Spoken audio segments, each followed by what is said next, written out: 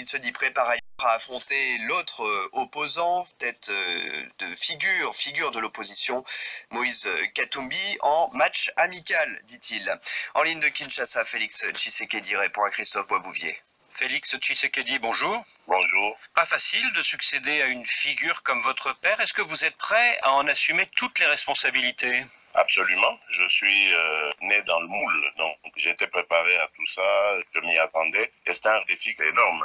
Lui, c'est une figure iconique, donc je n'ai absolument pas l'intention ni l'ambition de mesurer à ce qu'il a été, mais mon rêve, c'est de continuer son œuvre. Et pas seul, je vais le continuer avec tous ceux et toutes celles qui veulent se lancer dans cette aventure. Vendredi dernier, vous avez été élu par les délégués de l'UDPS avec un très beau score, mais l'an dernier, quand vous avez appelé à manifester sans prendre part vous-même à une manifestation, certains ont douté de votre engagement personnel. Non, il faut vraiment pas confondre un rendez-vous manqué avec un désengagement. Je me suis engagé sur beaucoup de fronts ici au Congo en prenant d'énormes risques. Je crois que je suis un des seuls hommes politiques à avoir pris ce genre de risque. Je n'ai vraiment pas approuvé quoi que ce soit. Et puis, je pense aussi qu'il n'y a pas de personne indispensable dans une lutte. Vous voyez, aujourd'hui, Etienne Tshisekedi n'est plus là, mais il nous a formés et nous sommes des millions d'Etienne Tshisekedi à suivre ce combat de la même manière qu'il le faisait. Donc je ne pense pas qu'il y ait de personnes indispensables, de personnes providentielles. C'est tout un peuple qui s'engage à atteindre l'objectif.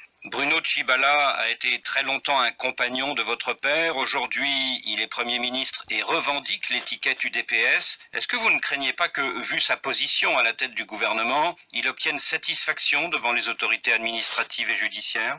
J'aimerais rectifier quelque chose, ça n'a pas été un compagnon, ça a été un accompagnateur. La seconde, je n'ai peur de rien, parce que je sais que nous sommes dans la vérité, nous avons gardé la ligne historique, et cette vérité d'ailleurs est en train de se voir. Jamais Etienne Tshisekedi n'aurait été dans un gouvernement sous le patronage de Joseph Kabila, ce qui est le cas de M. Tshibala, donc ça veut dire très clairement, il a quitté notre ligne de conduite, il n'a qu'à assumer ce nouvel engagement, que je respecte, c'est son problème, maintenant qu'il nous laisse continuer notre route, il a abandonné le combat. C'est tout. Mais vous ne craignez pas d'être isolé face à Bruno Tshibala?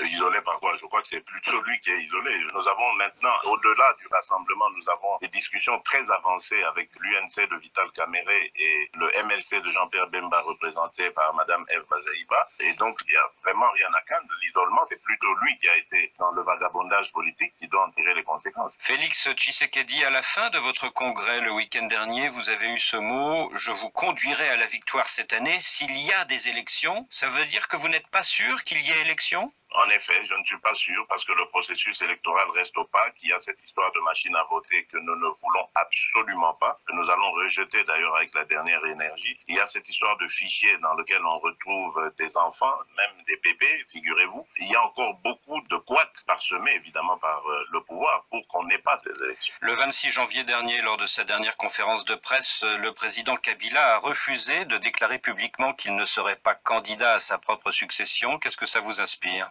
Ça ne m'étonne pas parce que je suis de ceux qui ont toujours pensé que M. Joseph Kabila ne veut réellement pas quitter le pouvoir. En fait, c'est ça. Tout ce que vous voyez depuis 2016, où il devait être parti et où on aurait dû avoir des élections, c'est uniquement dû au fait que M. Kabila n'est pas prêt, ne veut pas quitter le pouvoir. Pourtant, nous avons tout fait, nous avons donné des garanties et je continue, je le répète encore, qu'il n'y aura pas du tout de chasse aux sorcières. Donc, on a tout donné comme garantie en disant qu'il n'a pas à craindre de l'État que nous représenterons demain quant à son intégrité. Mais apparemment, il est motivé par d'autres ambitions, malheureusement. Félix Tshisekedi, depuis 2 ans, Moïse Katumbi et vous-même vous affichez ensemble, mais aujourd'hui, vous êtes tous deux candidats à la même élection. C'est la rupture ? Non, absolument pas. C'était prévisible. Nous sommes deux leaders. C'est tout à fait normal. À mon avis, pourvu que le processus électoral soit crédible, il n'y a aucune chance qu'un candidat qui représente Joseph Kabila puisse faire un score qui pourrait gêner cet éparpillement de voix au sein de l'opposition. Alors la présidentielle au Congo, ce n'est qu'un seul tour. Est-ce que vous n'allez pas disperser vos voix face aux candidats de la majorité?